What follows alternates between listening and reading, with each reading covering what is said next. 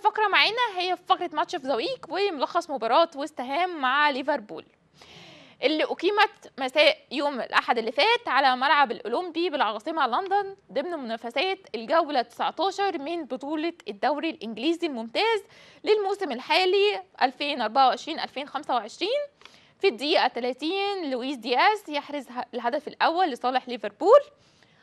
الهدف 40 الدقيقة 40 ليفربول يحرز الهدف الثاني عن طريق جاكبو من خلال صلاح. الدقيقة 44 محمد صلاح يحرز الهدف الثالث. والدقيقة 54 تسديدة قوية سكنت الشباك بهدف رابع لصالح ليفربول من خلال أرنولد.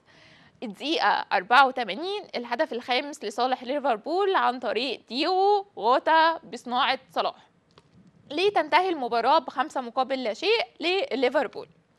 الملخص اللي بعد كده لمباراة ريال مدريد وفالنسيا اللي كانت يوم الجمعة اللي فاتت في مباراة مؤجلة من الجولة ال 12. في الدقيقة 27 هوجو يسجل الهدف الأول بعد تصويبة قوية من كرة مرتدة.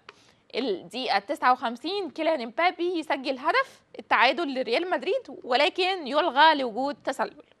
والدقيقة 86 لوكا يسجل هدف التعادل للريال بعد أن استقبلها تمريرة من جود بيلينغهام. وفي الدقيقة 94 جود بيلينغهام يقلب المباراة ويمنح ريال مدريد هدفا في الوقت القاتل لتنتهي المباراة ب2-1 للريال. وبكده تكون انتهت حلقة النهاردة. ما تنسوش تتابعوا حساباتنا على السوشيال ميديا فيسبوك انستجرام يوتيوب عشان تعرفوا كل الأحداث والأخبار اللي بتحصل على مدار الأسبوع. أشوفكم الأسبوع اللي جاي في حلقة جديدة من برنامج سكوب سبورت.